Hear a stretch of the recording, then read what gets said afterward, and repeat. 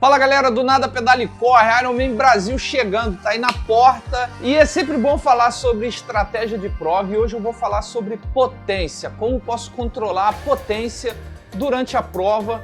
Essa é uma dica útil tanto para você que vai fazer o Ironman, como para qualquer outra prova de triatlon que você for participar.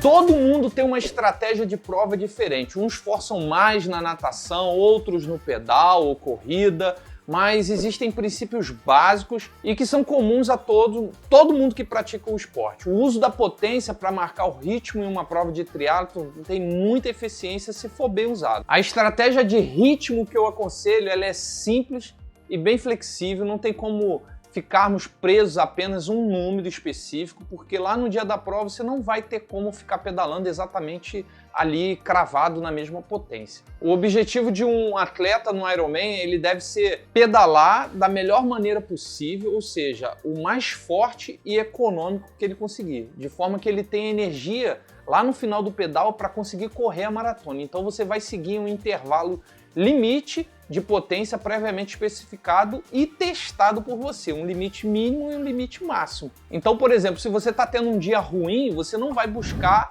um limite que está se tornando impossível de sustentar, mas se estiver tendo um dia bom, você deve ser cauteloso em não se deixar levar pela emoção e forçar demais. Em ambas as situações, você sempre vai estar em uma linha tênue entre o sucesso e a desgraça total.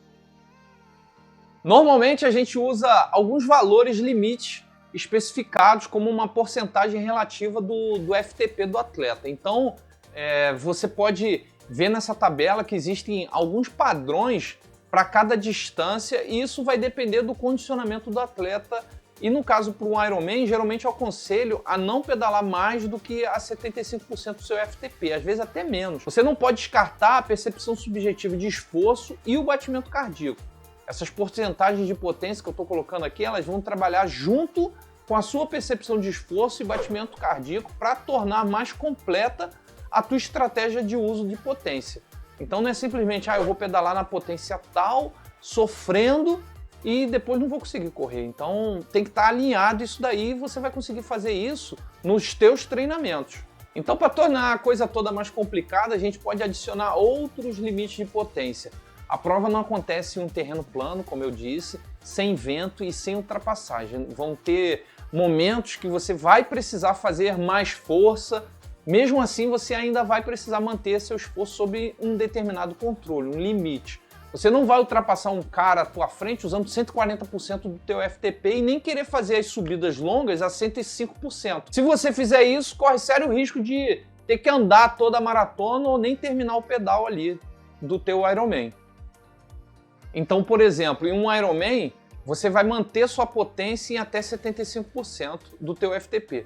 Não vai fazer muito sentido você passar de 85% para fazer uma ultrapassagem ou meter 100% em uma subida, porque você vai estar desgastando muito e isso vai ser cobrado lá na frente. No início da prova, tudo é fácil, tudo é lindo, mas quando bater os 120km e tu sair do túnel voltando para Jurerê, vai começar a achar que o vento está muito forte, quando na verdade você está desgastado e cansado demais. Então, já em uma prova de distância sprint, onde você vai tentar manter 95%, 100%, não tem problema você fazer uma arrancada depois de uma curva fechada a 140% por alguns segundos e depois retornar para o planejado, porque a prova é curta e você vai ficar um espaço de tempo muito pequeno ali nesse patamar de potência.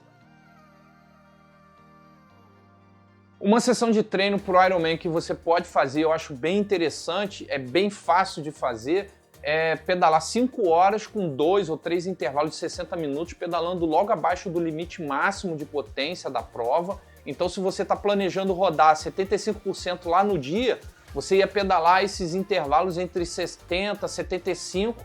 Não é um treino estressante demais, mas vai ajudar você a manter a disciplina de controle de potência.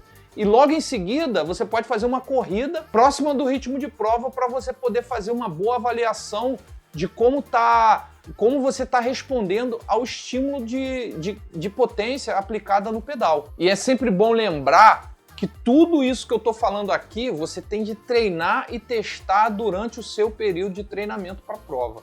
Se os números que você está testando no treinamento estão dando certo, beleza, você pode ter mais confiança, você vai ter mais confiança para aplicar isso tudo durante a prova e com certeza vai ter uma garantia maior de que vai ter sucesso.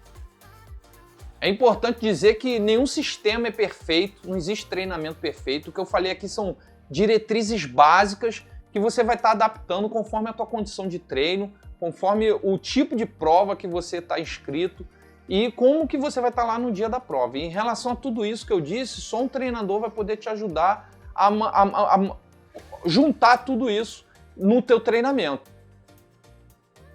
Em resumo, a estratégia de ritmo para a prova usando potência é estabelecer limites de potência para você estar evitando e não somente metas de potências para tu estar seguindo a todo custo.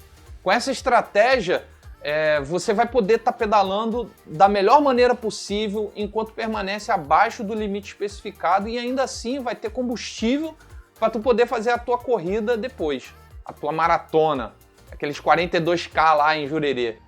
Então, galera, espero que você tenha gostado desse vídeo, que ele te ajude lá no seu Ironman. Aproveita para deixar o seu like e comenta as suas experiências aqui na seção dos comentários. Isso ajuda muito a impulsionar o canal. E se quiser mais algumas dicas, algumas outras dicas de treinamento para o Ironman, dá uma olhada nesses 2 vídeos aqui que eu estou colocando, que a gente fala sobre treinamento para o Ironman. Forte abraço e valeu!